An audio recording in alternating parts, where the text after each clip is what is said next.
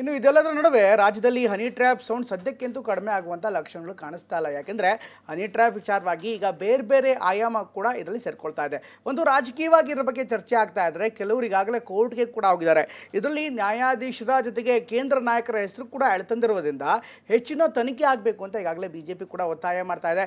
ಇದರ ಜೊತೆಗೆ honey trap ವಿಚಾರಕ್ಕೆ ಸಂಬಂಧಪಟ್ಟಂತೆ ಕಾಂಗ್ರೆಸ್ ನಾಯಕರು ಅದರಲ್ಲೂ ರಾಜಣ್ಣ ಅವರೇ ಬಿಜೆಪಿಯ ಶಾಸಕ ಮುನಿರತ್ನ ಅವರದ ಸಿಟ್ಟಾಗಿದ್ದಾರೆ. ಯಾಕೆಂದರೆ ಮುನಿರತ್ನ ಡಿಕೆ ಹೆಸರನ್ನ ತೆಗೆದುಕೊಂಡಿದ್ರು. ಇದಕ್ಕೆ ಕೌಂಟರ್ ಆಗಿ ಮಾತನಾಡಿರುವಂಥ ರಾಜಣ್ಣ ಮುನಿರತ್ನ ಡಿಕೆ ಅವ್ರ ಜೊತೆಗೆ ಹೆಚ್ಚಾಗಿದ್ರು, ಅವರ ಬ್ರೈನ್ ಮ್ಯಾಪ್ ಮಾಡಲಿ ಅಂತಾನೆ ಪ್ರಶ್ನೆ ಮಾಡಿದ್ದಾರೆ. ಇದೊಂದು ದೊಡ್ಡ ದಂಧೆ ಆಗಿದೆ. ನಿಮ್ಮ ಮುಖ್ಯಮಂತ್ರಿ ಪದವಿಗೋಸ್ಕರ ಅಥವಾ ಇನ್ನೊಂದು ಪದವಿಗೋಸ್ಕರ ಎಲ್ಲಾನು ಧ್ವಂಸ ಮಾಡಾಕ್ತೀವಿ, ಟ್ರಾಪ್ ಆಗ್ತೀವಿ ಅಂತ ಅಂದ್ರೆ ಹನಿ ಹುಡುಕಿರೋದಾಗ ನಾವು ಟ್ರಾಪ್ ಆಗ್ತೀವಿ. ರಾಜಣ್ಣ ಅವ್ರನ್ನ ಕರ್ಕೊಂಡೋಗಿ ಫಸ್ಟ್ ಸುಮೋಟೋ ಕೇಸ್ ಬುಕ್ ಮಾಡಿಕೊಂಡು ಆ 48 ಜನ ಯಾರು ಅನ್ನೋದು ಅವರಿಂದ ಬಾಯಿ ಬಿಡಿಸ್ಬೇಕು. ಮಧುಗಿರಿ ಶಾಸಕನಿಗೆ ಮಧುಬಲೆ, trap, honey trap.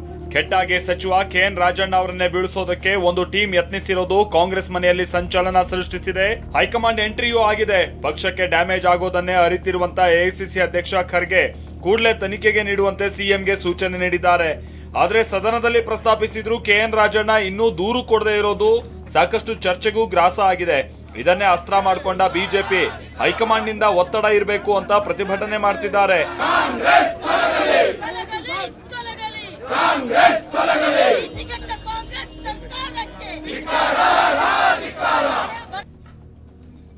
Honey trap ಸದ್ದು, ಸರ್ಕಾರದ ವಿರುದ್ಧ BJP protest. Honey trap guarantee ಅಂತ ಬಿಜೆಪಿಯಿಂದ ಘೋಷಣೆ. ಹನಿ ಟ್ರ್ಯಾಪ್ ಪ್ರಕರಣ ಖಂಡಿಸಿ ಮೈಸೂರಿನಲ್ಲಿ ಬಿಜೆಪಿ ಕಾರ್ಯಕರ್ತರು ಪ್ರೊಟೆಸ್ಟ್ ಮಾಡಿದ್ರು. ಹನಿ ಟ್ರ್ಯಾಪ್ ಗ್ಯಾರಂಟಿ ಕೊಟ್ಟಿರೋ ಕಾಂಗ್ರೆಸ್ ಸರ್ಕಾರ ತೊಲಗಲಿ ಅಂತ ಆಕ್ರೋಶ ಹೊರಹಾಕಿದ್ರು. ಬಿಜೆಪಿ ಶಾಸಕ ಶ್ರೀವತ್ಸ ರಾಜಣ್ಣ ಇನ್ನೂ ಯಾಕೆ ದೂರು ಕೊಟ್ಟಿಲ್ಲ ಅಂತ ಪ್ರಶ್ನಿಸಿದ್ದಾರೆ. ರಾಜಣ್ಣ ಅವರು ಇನ್ನೂ ಕಂಪ್ಲೇಂಟ್ ದೂರನ್ನ ದಾಖಲಿಸಿಲ್ಲ. ಅವ್ರ ಮೇಲೆ ಏನಾದರೂ ಕೇಂದ್ರದ ಹೈಕಮಾಂಡಿನ ಒತ್ತಡ ಇದೆಯಾ ಗೊತ್ತಿಲ್ಲ ನಮಗೆ. ಅವರೇ ಸ್ವಯಂ ಪ್ರೇರಿತವಾಗಿ ಹೇಳಿಕೆ ಕೊಟ್ಟಂತದ್ದು. ಕೇಂದ್ರ ಅಂದ್ರೆ ಈಗಿನ ಬಿಜೆಪಿನ, ಜೆಡಿಎಸ್, ಕಾಂಗ್ರೆಸ್ಸಿನ ನಾಯಕರ ಯಾವುದನ್ನು ಹೇಳಿಲ್ಲ. ರಾಜಣ್ಣ ಪುತ್ರನ ಕಾಲೆಳೆದ ಗುಬ್ಬಿ ಎಂಎಲ್ಎ ಬೆಂಬಲಿಗರು. ಇನ್ನು ಹನಿ ಟ್ರ್ಯಾಪ್ ವಿಚಾರವಾಗಿ ಸಚಿವ ರಾಜಣ್ಣ ಮತ್ತು ಪುತ್ರನನ್ನ ಗುಬ್ಬಿ ಶ್ರೀನಿವಾಸ್ ಬೆಂಬಲಿಗರು ಕಾಲೆಳೆದಿದ್ದಾರೆ. ಹೊಸ ಕತೆ ಕಟ್ಟಿದ ಅಪ್ಪ ಮಗ ಅಂತ ಪೋಸ್ಟರ್ ಮಾಡಿ ವಿಡಿಯೋ ಶೀಘ್ರದಲ್ಲೇ ತೆರೆಗೆ ಅಂತ ಟ್ಯಾಗ್ ಲೈನ್ ಕೊಟ್ಟಿದ್ದಾರೆ. ಶಾಸಕ ಗುಬ್ಬಿ ಶ್ರೀನಿವಾಸ್ ಮಾತನಾಡಿ ಹನಿ ಹುಡುಕಿಕೊಂಡು ಹೋದ್ರೆ ತಾನೇ ಟ್ರ್ಯಾಪ್ ಆಗೋದು ಅಂತ ಕಾಲೆಳೆದ್ರು. ಸದನದಲ್ಲಿ ಪ್ರಸ್ತಾಪಕ್ಕೆ ಚೀಟಿ ಕೊಟ್ಟಿದ್ ಯಾರು ಅನ್ನೋದ್ರ ಬಗ್ಗೆಯೂ ತನಿಖೆ ಆಗ್ಲಿ ಅಂದ್ರು. ಹನಿ ಟ್ರಾಪ್ ನನಗೆ ಹೆಂಗ್ ಗೊತ್ತಾಗುತ್ತೆ? ಹನಿ ಹುಡುಕಿ ಹೋದ್ರೆ ಟ್ರಾಪ್ ಆಗ್ತಾರೆ. ಈ ಟ್ರಾಪ್ ಆಗ್ಬೇಕು ಅಂದ್ರೆ ಹನಿ ಹುಡುಕಿ ಹೋದ್ರೆ ತರ ಟ್ರಾಪ್ ಆಗೋದು. ನಾನು ಸುಮ್ಮನೆ ಇದ್ರ ಅಂತಕ್ ಬಂದು ಯಾರು ಟ್ರಾಪ್ ಮಾಡ್ತಾರೆ? ಒಟ್ನಾಗ ಟ್ರಾಪ್ ಆಗ್ತೀವಿ ಅಂತ ಅಂದ್ರೆ ಹನಿ ಹುಡುಕಿ ಹೋದಾಗ ನಾವು ಟ್ರಾಪ್ ಆಗ್ತೀವಿ. ಅದು ಎನ್ಕ್ವೈರಿ ಆಗ್ಲಿ, ಯಾರು ಚೀಟಿ ಕೊಟ್ಟವ್ರೆ, ಯಾಕೆ ಕೊಟ್ರು, ಆ ಚೀಟಿಲಿ ಏನಿತ್ತು, ಚೀಟಿ ಯಾರ ಕೈ ಕೊಟ್ಟವ್ರೆ, ಅವೆಲ್ಲವೂ ಆಗ್ಲಿ, ಎನ್ಕ್ವೈರಿ ಆಗ್ಬೇಕಲ್ಲ ಇವೆಲ್ಲ. ಹನಿ ಟ್ರ್ಯಾಪ್ ಬಗ್ಗೆ ಸ್ಫೋಟಕ ಹೇಳಿಕೆ ಕೊಟ್ಟಿರೋ ಶಾಸಕ ಯತ್ನಾಳ್ ಚೀಟಿಯಲ್ಲಿರೋದು ಬಯಲಾದ್ರೆ ಎರಡು ಪಕ್ಷದಲ್ಲೂ ದೊಡ್ಡ ಕ್ರಾಂತಿ ಆಗುತ್ತೆ ಅಂತ ಹೇಳಿದ್ರು.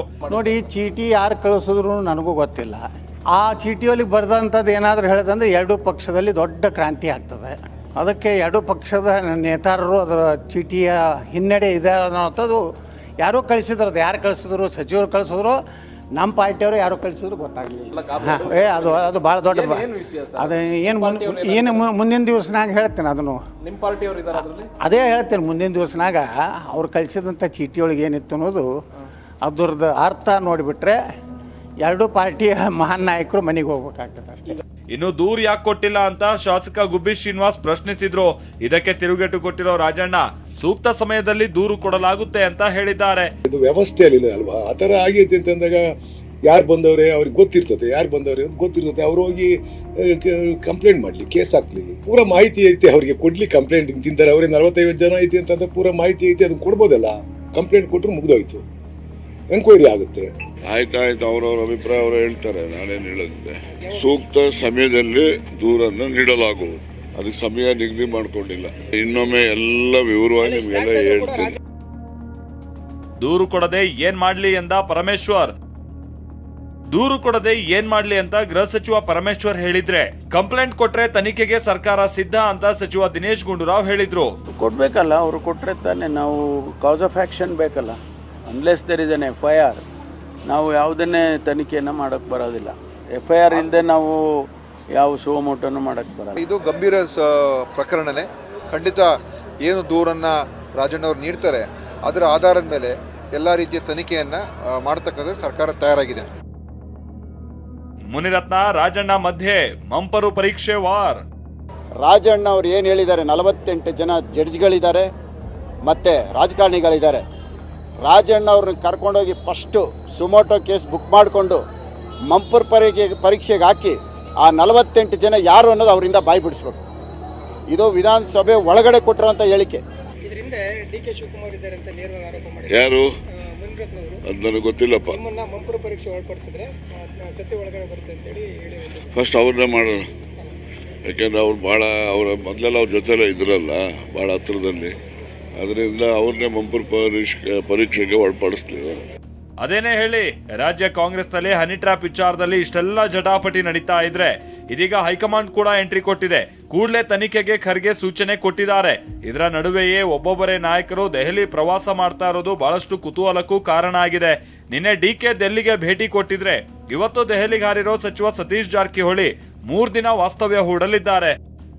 Bureau report, TV9.